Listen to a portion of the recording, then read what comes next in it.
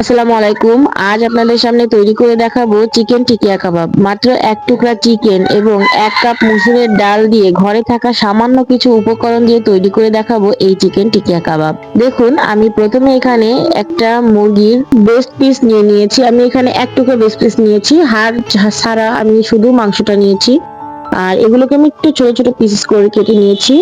আপনারা চাইলে কিন্তু পিস না করলেও হবে। আর নিয়েছি 1 কাপ মুসুরের ডাল। মুসুরের ডালটা আমি ধুয়ে পরিষ্কার করে নিয়েছি, এখন এর সঙ্গে মিশিয়ে নিলাম।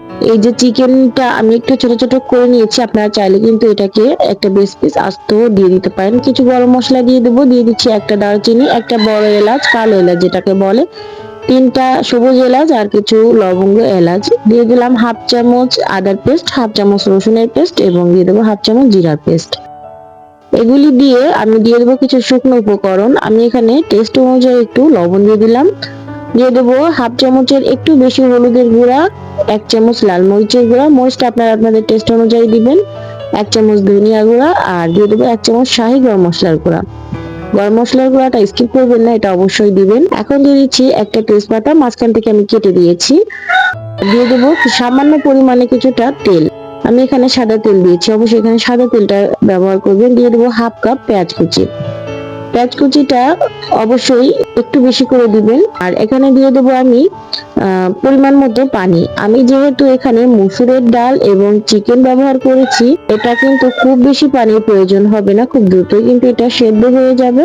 এর জন্য আমি আমার পরিমাণ মতো পানিটা দিয়ে দিয়েছি। আপনারা যদি বুটের ডাল অথবা গরু মাংস ব্যবহার করেন, সেক্ষেত্রে কিন্তু পরিমাণ অনুযায়ী পানি দিয়ে দিবেন, যাতে করে মাংস এবং ডালটা খুব পারফেক্ট ভাবে সেদ্ধ হয়। ঠিক এই পর্যায়ে পানিটা দিয়ে দিতে হবে। দেখুন, আমি কিন্তু প্রত্যেকটা উপকরণ ভালো করে নেড়ে চেড়ে মিশিয়ে নিলাম। আর এখন এটাকে ঢাকনা দিয়ে ঢেকে চুলার আঁচটা আমি অন করে দেব। এই পর্যায়ে কিন্তু চুলার আঁচটা আমার অফ ছিল, এখন আমি ঢাকনা দিয়ে ঢেকে এটাকে অন করে দেব।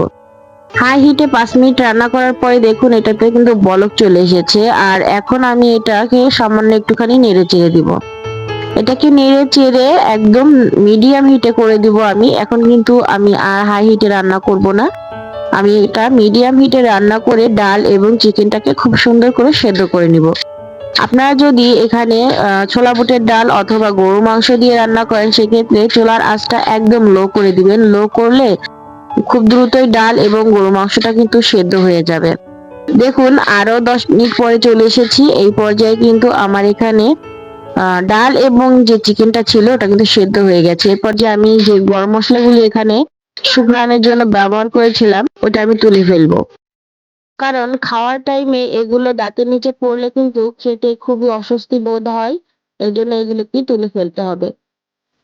দেখুন, ডালটাকে ঠিক এমন ভাবে সেদ্ধ করতে হবে, খুব বেশি ড্রাই করা যাবে না। ডালটা খুব বেশি ড্রাই হয়ে গেলে সেক্ষেত্রে কিন্তু আপনার টিকিয়াটা খুব ভালো হবে না বা কাবাবটা। আমি সামান্য কিছুটা পানি রেখে ডাল চুলাটা অফ করে দিব, কারণ এটা শুকিয়ে গেলে কিন্তু আরো কিছুটা ড্রাই হয়ে যাবে। এখন ঢাকনা দিয়ে ঢেকে এটাকে পুরোপুরি ঠান্ডা করে আমি বেটে নিব।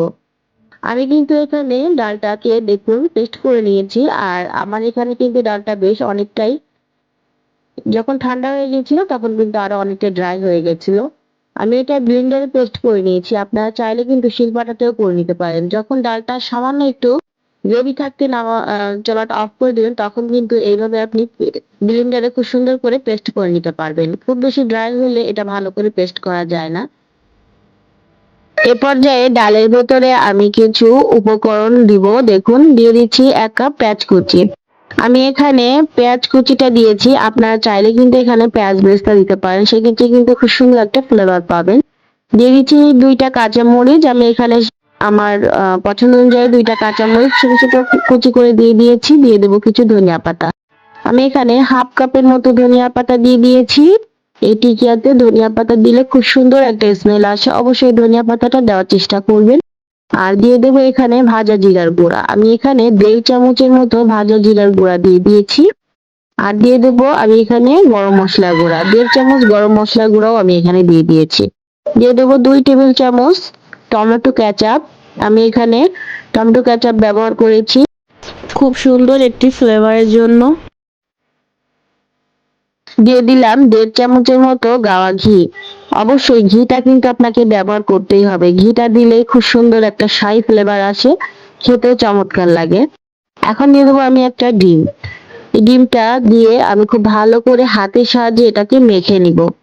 প্রত্যেকটা উপকরণ খুব ভালো করে হাতের সাহায্যে মেখে নিতে হবে। এই পর্যায়ে যদি আপনাদের কাছে মাখতে মাখতে মনে হয় একটু পাতলা, সেক্ষেত্রে কিন্তু এখানে টোস্ট অথবা বিস্কুটের গুঁড়া দিয়ে দিবেন, তা না হলে পাউরুটির গুঁড়া।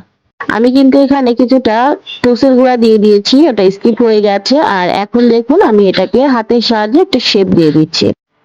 এইভাবে করে আপনি এক হাতের সাহায্যে করে নিতে পারবেন যখন আপনার মিশ্রণটা সুন্দর পারফেক্ট মতো হবে। দেখুন আমার এটা কিন্তু একদম পারফেক্ট মতো হয়েছে, যার কারণে আমি কিন্তু একটা হাতে সবগুলো তৈরি করে নিচ্ছি। আপনারা কিন্তু এটাকে আর একটা প্রসেসে করতে পারেন। যদি দেখেন যে ডোটা সামান্য একটু নরম হয়েছে, খুব বেশি না, সামান্য একটু নরম হয়েছে, সেক্ষেত্রে কিন্তু দুই হাতের তালুতে সামান্য কিছুটা ঘি নিয়ে আপনারা কিন্তু এই শেপগুলো দিয়ে নিতে পারেন। এতে করে কিন্তু খুব দ্রুতই হবে। আমি যেহেতু এক হাতেই করছি, কারণ আমার ডোটা পারফেক্ট মতো হয়েছে, যার কারণে আমি একটা হাতেই করছি, আমি আর অন্য হাতটা ইউজ করি। আপনারা আপনাদের পছন্দ অনুযায়ী সাইজ করে টিকিয়াগুলি তৈরি করে নেবেন। দেখুন আমার কিন্তু টিকিয়াগুলি তৈরি করা হয়ে গেছে, আর একে একে দেখুন প্রত্যেকটা কত সুন্দর হয়েছে। আমি এখানে মিডিয়াম সাইজ করে করেছি। আর এই পর্যায়ে আপনারা কিন্তু এগুলোকে ফ্রোজেন করতে পারবেন। এই অবস্থাতে আপনারা ডিপ ফ্রিজে রেখে এটাকে ফ্রোজেন করতে পারেন 2.5 থেকে 3 মাস পর্যন্ত। যখন আপনাদের মন চাইবে তখন কিন্তু ডিপ ফ্রিজ থেকে বের করে তেলে দিয়ে এটাকে ভেজে খেয়ে নিতে পারবেন। খেতে কিন্তু আলহামদুলিল্লাহ অনেক বেশি ভালো লাগবে, একদমই খারাপ লাগবে না, টেস্টটা একই রকম থাকবে। আমি এখন এটা কিছুটা ভেজে নিচ্ছি, আর আমি কিন্তু কিছুটা এখানে ফ্রোজেন করব। দেখুন তেলটা গরম হয়ে গেলে সামান্য কিছুটা তেল দিয়ে দিয়েছি, আর যখন এইভাবে অল্প করে তেলটা একটু গরম হয়ে যাবে তখন আমি এখানে কিছু টিকিয়া দিয়ে দিচ্ছি। টিকিয়াটা একটা পাশ হয়ে গেলে আমি এটাকে উল্টে পাল্টে দিচ্ছি। আর এই টিকিয়াটা কিন্তু ভেজে দেখানোর মতো তেমন আমি কিছুই বুঝি না, কারণ যে এটা কিন্তু আপনারা আপনাদের পছন্দ অনুযায়ী ভেজে নিবেন। আপনারা যেভাবে খেতে পছন্দ করেন সেইভাবে। দেখুন আমার এটা আমার পছন্দ অনুযায়ী আমার রুচির মতো আমি ভেজে নিয়েছি, আর এখন এগুলোকে তুলে নিচ্ছি। খুব বেশি ভাজতে গেলে কিন্তু এগুলো কালো হয়ে যাবে, আর খুব বেশি সময় নিয়ে ভাজার দরকার নেই, যেহেতু এখানে সবকিছু সেদ্ধ করা। জাস্ট 2 মিনিটের মতো, 1.5 থেকে 2 মিনিটের মতো ভাজলে কিন্তু এটা হয়ে যাবে। দেখুন আমার কিন্তু এখানে প্রত্যেকটা টিকিয়া ভাজা হয়ে গেছে। এখন আমি তুলে আপনাদের দেখিয়ে দিচ্ছি। আলহামদুলিল্লাহ দেখুন দেখতে কতটা লোভনীয় হয়েছে, মাশাআল্লাহ। আশা করি আপনাদের কাছেও ভালো লেগেছে। ভালো লাগলে অবশ্যই লাইক কমেন্ট শেয়ার করে আমার চ্যানেলের সঙ্গেই থাকবেন, এবং এই রেসিপিটা অবশ্যই একদিন তৈরি করে খাবেন। সবাই ভালো থাকবেন, সুস্থ থাকবেন। আসসালামু আলাইকুম।